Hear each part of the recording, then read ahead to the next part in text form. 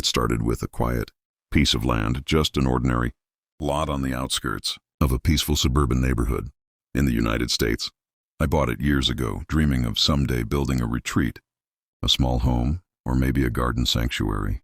The land was neglected, overgrown with weeds, and looked like a forgotten corner of the world. But to me, it was a blank canvas, a chance to create something meaningful. I poured my time, money, and effort into transforming that land. I hired landscapers, planted flowers, built fences, and turned it into a beautiful space. It became my personal sanctuary, a place I could escape the chaos of city life, breathe fresh air, and enjoy my own slice of paradise. But then everything changed. Out of nowhere, I received a letter from the HOA. It wasn't just a routine warning. It was an official aggressive notice claiming I was responsible for a flood that had occurred months earlier and that I was liable for damages. The letter accused me of owning the river that caused the flood, claiming I was responsible for the water, even though I did not own the river, nor did I have any control over it. Imagine my shock. How could they possibly hold me accountable for a natural waterway I had no ownership or control over? The letter demanded I pay a staggering $3.2 million or face devastating legal consequences. I was stunned. I had followed all local regulations, permits, and HOA guidelines. I knew I hadn't done anything wrong.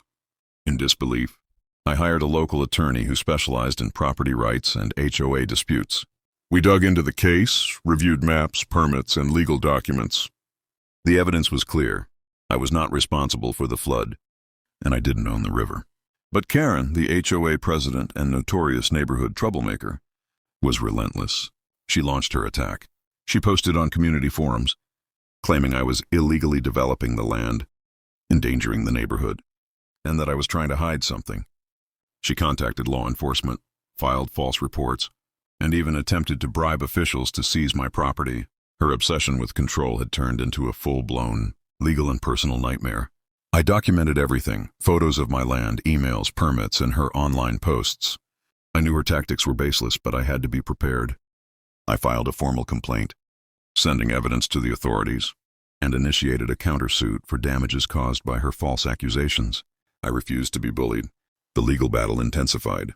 The media caught wind of the story.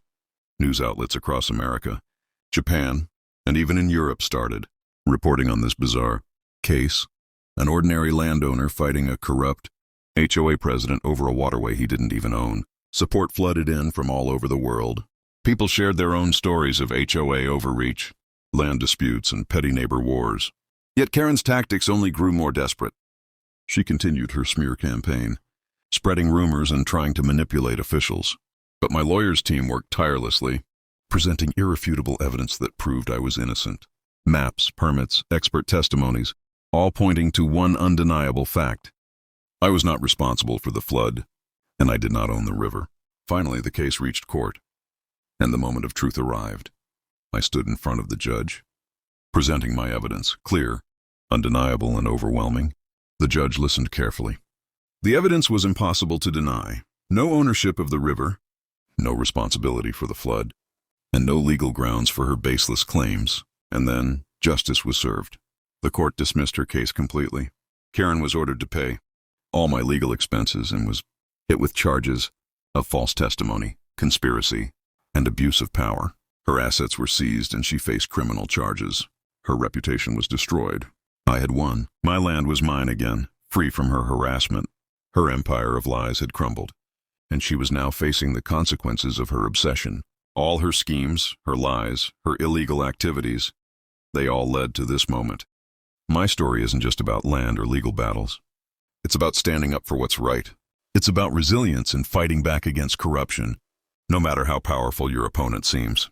I proved that with evidence, determination, and community support. Even the most powerful can fall.